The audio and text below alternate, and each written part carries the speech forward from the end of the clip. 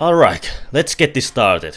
This is the second and final part of the Immortal Philosophy recap series. Last time I covered the first 2 episodes and now this time I'll cover the third and fourth. So if you haven't watched the first part, I highly recommend watching that for some context of what's going to happen. Alright, good. Before starting, I want to thank everyone for being patient. The Rift Apart video got quite lengthy and I didn't want to shelve it because I really wanted to make a video Rift. I mean, what kind of a Clank knockoff would cover the series they unoriginally based themselves on? Anyway, I want to thank this commenter who explained why the episodes were unfinished. Joyful is an Dojin artist after all, so of course he will want his work to be poke, and I respect that. So without getting my hands on the finished versions, we gotta go with the free ones on YouTube, which is fine. So don't expect me to comment further on why certain scenes are unfinished other than me giving some praise to the animation. Also, I was pointed out that this series is actually called Suikakasen, and I know that. I was about to say in the first part that how many names there are is kind of confusing, like I thought it was named Kasen-sanka, Suikakasen, or as the final name for this recap, Immortal Philosophy. But I thought it wasn't that important to add, but I guess I had to mention this now. I will be calling the series Kasen-sanka as a shortened name a few times in the video, so I wanted to mention this before causing any confusion. Last time I also mentioned that I was procrastinating in creating this series because I wasn't sure I could handle something so serious again like with Osana Reimu and Reireimu. I mean, hell man, I have blocked myself from crying, but this scene always makes me shed some manly tears. But this time I really look forward to making this video. Making the final parts is always exciting, especially when it's about Joyful's work. But as with Osana and Reireimu, this recap must come to an end. So here's a little refresher. Last time of what happened, we learned that Kasen was abandoned as a child to die in the forest but got saved by Suika and joined her bandit of Onis. She lost her arm and tried to find a way into the city where she thought it would be held. Along the way she met Yoshika, who she tricked to get access to the city, but at the end she told the truth and became lifelong friends with her. Yoshika was lastly seen with Seiga, hinting on what's to come. So without further delay, I present to you all the second part of the Immortal Philosophy recap.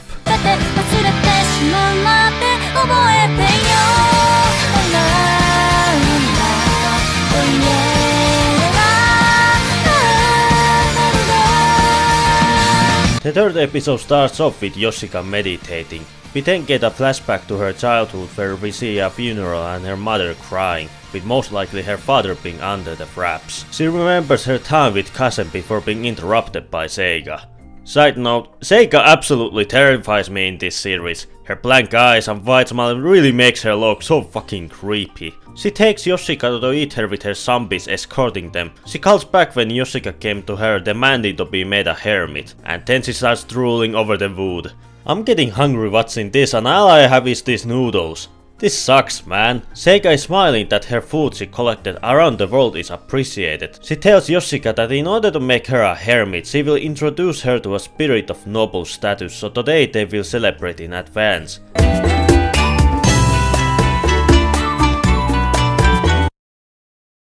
Seiga has issues, I tell you. She asks if it is for her liking and Yoshika wants to know what the hell is this. Seiga asks that maybe she thought it was something cruel, but adds that it's rather weird that all of the food are made from living beings all the same, while dropping her hand to her plate with incredibly creepy music in the background.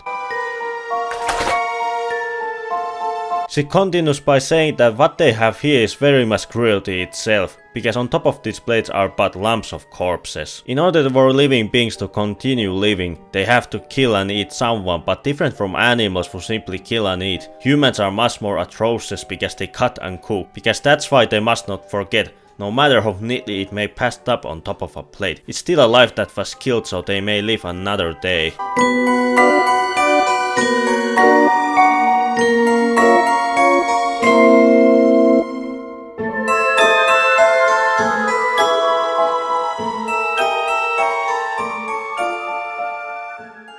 Seiga then reveals that everything that just happened was just a play, the head and hair over there were just puppets. While watching this episode, this scene only makes me extremely uncomfortable. This is a big departure from the first 2 episodes, because when I watched them I was feeling very calm and quite invested. But seeing Seiga's mind games is extremely disturbing. I want her to stay at least 10 kilometers away from me. Yoshika is amazed by her acting skills, and Seiga talks about how life is a Hermit subject matter. Yoshika asks that they must not forget about it. The world is a cruel place, as Seiga says it. She then confesses in her talks that she tried to play a prank on Yoshika, but then thinks how she will comply so completely unfazed by this madness. Seiga then asks that her interest in Yoshika has grown, which really makes you wonder what she will do to her. The next day they meet the spirit, and seeing Yoshika's reaction, we can confirm that the meeting did not go as planned. She is then revealed to be crying in her wardrobe, as Seiga smirkingly explains that she wasn't deemed suitable in the eyes of the spirit. Yoshika says she has to become a hermit because it reveals she is sick and is slowly dying. Seiga adds that it cannot be cured by that time's medicine, as she is carrying her to the bed. She states that to become a hermit she would have to undergo years of training, but clearly she doesn't have that much time left. So that's why she's so keen on becoming a hermit. She only doesn't have a short lifespan, it's even shorter with the disease. She wanted so badly to become a hermit, to become immortal, but now it seems like her future is sealed. As Seiga is being like, "Oh, what a bummer, dude, for real, for real." Yoshika straight up tells she is wrong. She tells that she was so happy when she met Kasem, but adds that she was suffering just like she was, and because of that, next time she will be supporting her, and they made a promise that both of them will become a hermit and live on, and pleads with Seiga to make her a hermit. Yoshika is then surprised to see her crying, and Seiga apologizes for it and tells Yoshika that she will try to ask the spirit one more time. Moments later, Seiga introduces the miracle truck of wonders. The drug will blow new life into its user, one without aging and without dying. Yoshika is very happy she got a chance to become immortal and thanks her a lot. Seiga is happy that she will be able to see her friend again. She then takes the drug and is happy that they will be able to keep on living together. We then get a backstory on how Seiga became a hermit. She kept studying about the ways of a hermit and one day woke up to a strange man sleeping next to her and a huge chunk of the fall missing. The man she met is Kaku-kan, and he fell in love with her at first sight. He wanted to meet her, so he made a hole with a magical chisel, which is the same one Seiga uses in the present day. The man was foolish, but they both ended up marrying each other, and Seiga got to know love, which she had thought was irrelevant. However, she passed away years later and Kaku was devastated. But 1 year later he fell off a cliff and wound up in a cave to find Seiga alive.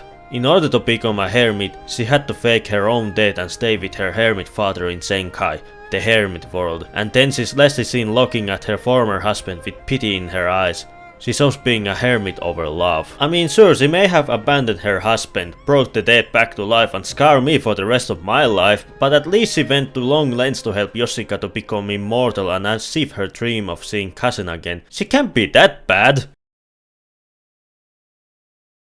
What the fuck? So turns out the drug she fed to Yoshika wasn't actually a miracle medicine, it's literally made from mercury, which is fucking poison! She fucking murdered Yoshika right in front of our eyes! What a fucking bitch!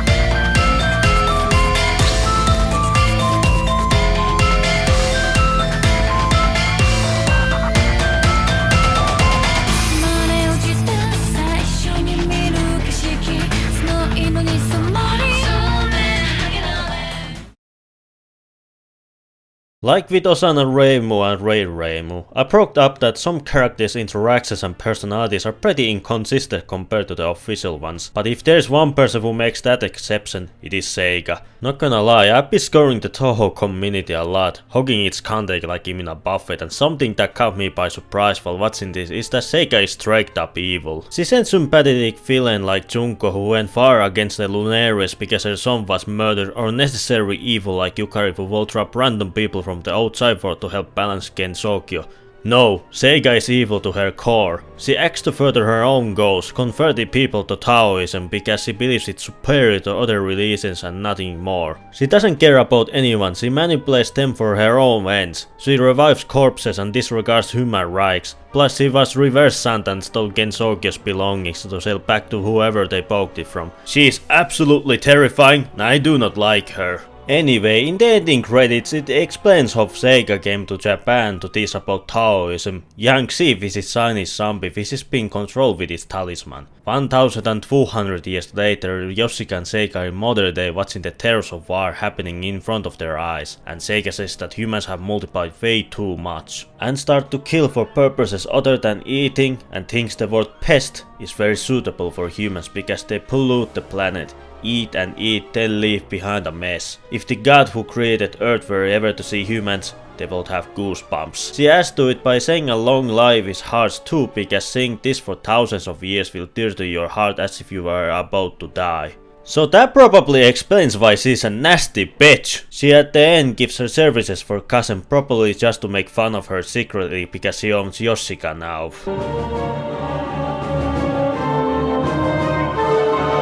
This episode reminded me why I always feel uncomfortable whenever I see Seiga appear. It's quite a big departure from the first few episodes with its horror. There are rarely any funny moments, it's just gut-hitting drama and twists that really make you feel uncomfortable. It shows how much happier things were when Kase was there and how quickly things went downhill as soon Seiga was added to the mix. She's just absolutely terrifying, evil, and most importantly, she stole Yoshika's life and made her into a brainless slave. She stole her dreams of meeting Kasen and living together happily, and she even dared to go meet up with Kasen and offer her services, like throwing an insult right in her face. Honestly, if you ask me, I would totally be glad if Seiga got erased in the most painful way possible. But how will Kasen react if she ever had a chance to meet Yoshika again?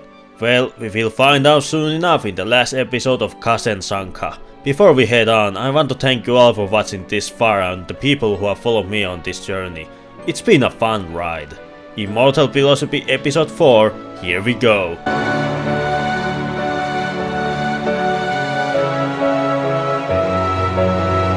We start in present day of Gensokyo and we see Kasen remembering her time with Yoshika. She thinks to herself that it's been over 1000 years since she last met her and still can't find her arm. As she sighs that she will never be able to meet Yoshika again, her talks are interrupted by Suika, who asks if she's plotting some evil plan, and Kasen clearly is not happy to see her.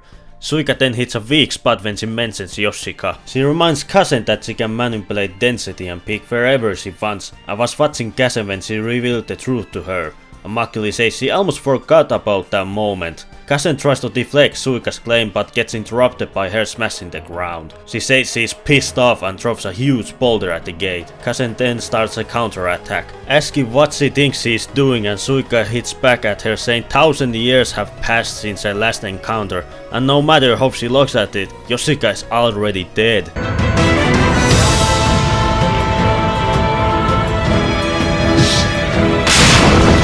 Suika then shouts this is why she's so pissed off about, and then proceeds to get bitch slapped. Despite the animations and picture quality being a bit rough, this is still very well animated and this fight is just amazing. I really like how this incorporates both of their respectful spellcard attacks, even though it's more physical than a beautiful down Maku fight. Reimu would be so disappointed. Suika causes massive attack on Kasen, incapacitating her. Suika says she is nice, so she pours Kasen some of her sake to her wooden box, and once she is healed, proceeds to slap her too, as Suika threatens to repeat the process until she begs for forgiveness. Kasen laughs at her and asks ever since they met they've always been fighting, and asks how did she know the box will turn the drinker into an Oni, and when did she become one?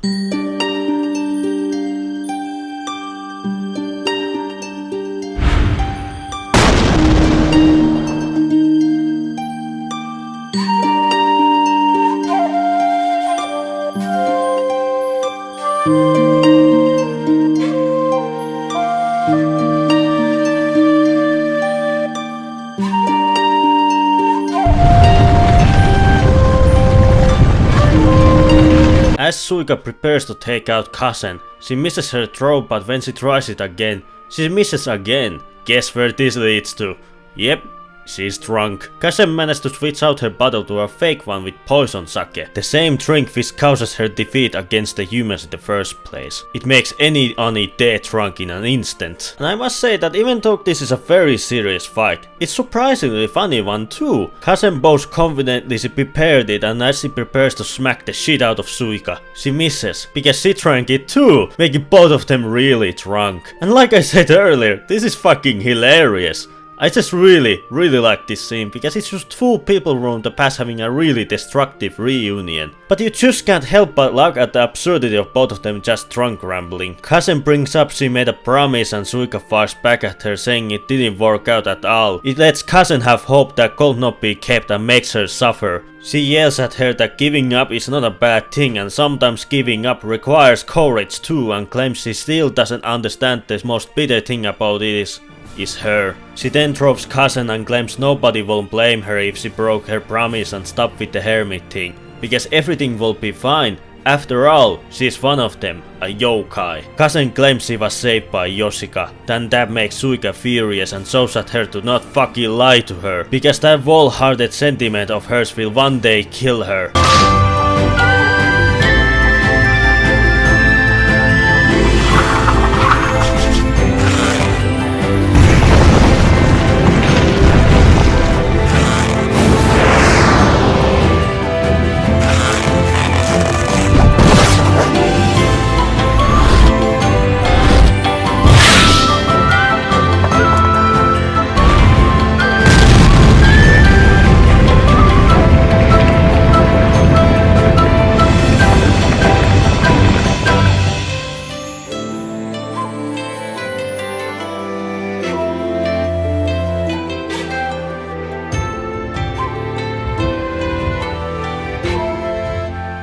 After the fight, Suika says she envies Kazen because she can hold out and wait for the sake of one she loved, no matter how long it takes, and adds that she is strong. She says she gave up long ago, because the more time have passed, the more painful it was. Then suddenly, Yuki appears again and looks that a stubborn brat as an opponent is quite tiring, and Suika got mad that she was watching their fight, and that's how she is.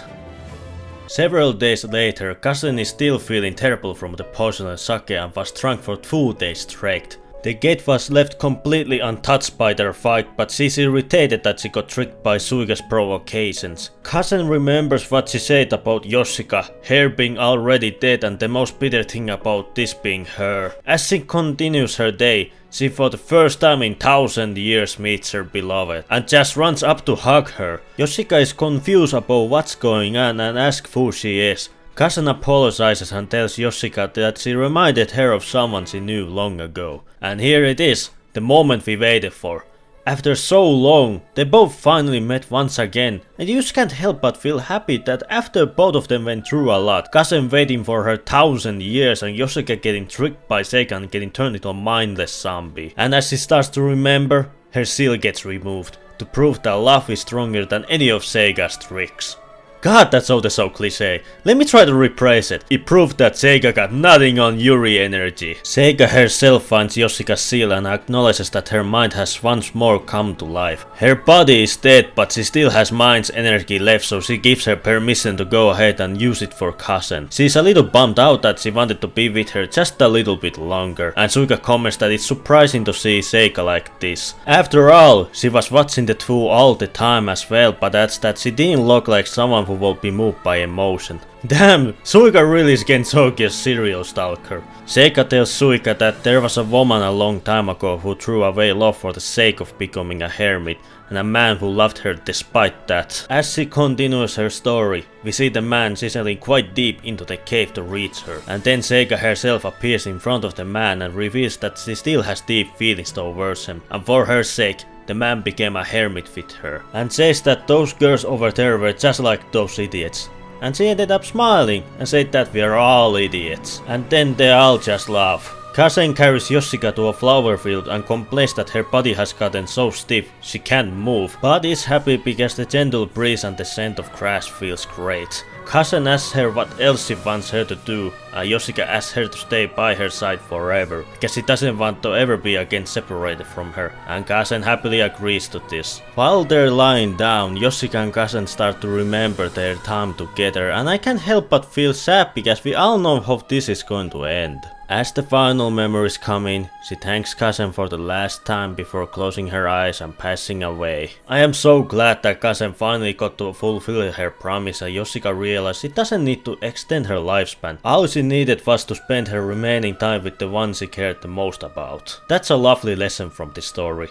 Despite your lifespan being short, you really don't need to extend it. All you need to do is spend it with people you care about, and that's what Yoshika did before her passing away. She got a second chance to see Kazen for a little bit, and realized it doesn't matter in the end. She got to see her love for the last time. Now one thing I remember during this episode is that if Kazen's mom didn't send her to die in the forest, none of this would have happened. And the question remains, why did she abandon her? And how did Suika come be the Oni we know today? Well, luckily during the end credits we get an explanation for that. Suika was abandoned a long time ago on a mountain because she creeped out the humans and was picked up by the Shute Doji, god of the mountain. She was raised by the animals, mastered Genjutsu and became known as Ibuki Doji, Shuten Doji or Suika Ibuki as we know it. Kazen on the other hand was abandoned because he was an eerie child who was hated by everyone in the village. One year and never-ending rain, a great flood came over the village, killing many. The villagers blamed the child for upsetting the water god because after all, she is an eerie child. So to calm the god, they went to get the child for sacrifice by drowning her in the lake. But it appears the child was gone and her mother hid her. Because it couldn't be helped, they drowned the mother instead because she gave birth to the eerie child. And when they did that, the water god was pleased and the rain stopped and everyone lived happily ever after. Man, this is quite heartbreaking. Kazen's mother didn't lie to her. She actually wanted to save her child, but she was drowned before she could pick her up, starting the events of Kazen-sanka. We also get some unused scenes, probably exclusive to the Blu-ray version or cut off because they didn't fit, like Yoshika doing a dance presented to people of high status, Kazen drinking melted snow to forget the taste of blood, Komachi meeting Kazen because she's interested in her because he's such a pain in the ass for surpassing her lifespan, Kazen buying poisoned Onisake from Rinosuke, who is concerned why will she buy so much poison only for her to respond by saying to chase the Ani out. Then we see Seiga showing a picture of Kazen standing in the middle of the flower field to fairies dressed up as Santa Claus, probably referencing when she was anti-Santa. Then we have Suika sitting at Yoshika's grave, who is then picked up by concerned Kazen and Suika claims she got it wrong. Kazen at the end looks at Yoshika's grave before leaving with Suika and gives a speech about how humans anguish in fear of death at least once in their lifetime, but because death that will come one day is waiting, humans will spend one lifetime and construct their very own meaning of value of life, she thinks to herself. That is the philosophy that we present, and why she wants to live cherishing her remaining time.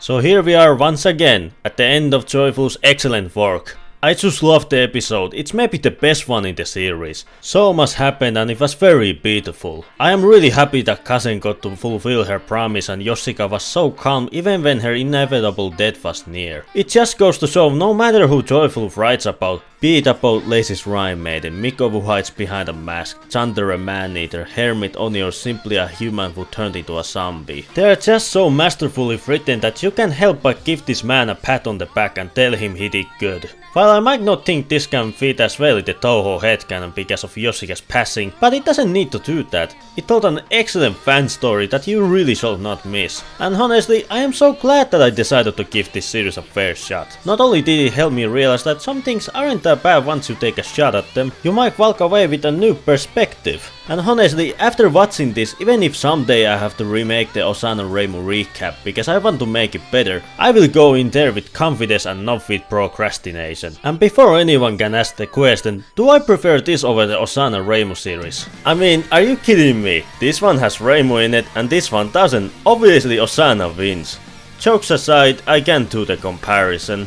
Osana Reimu and Reireimu tells about what regret can do to people, and how you shouldn't let your past control you and should instead be grateful for the memories you have with the people you love and look forward to the future. Meanwhile, in Immortal Philosophy tells a story of two people who learned that they don't need to be something in order to live life. Kazen was an Oni who had wounds opened from her past, but with Yoshika's help she was able to heal them and become a hermit. Yoshika on the other hand was terrified of death and tried to become a hermit in order to extend her lifespan. And once she died and was returned back to life for a moment, she realized that she didn't need to become immortal. All she needed was to spend her remaining time with Kazen, who she cared the most about.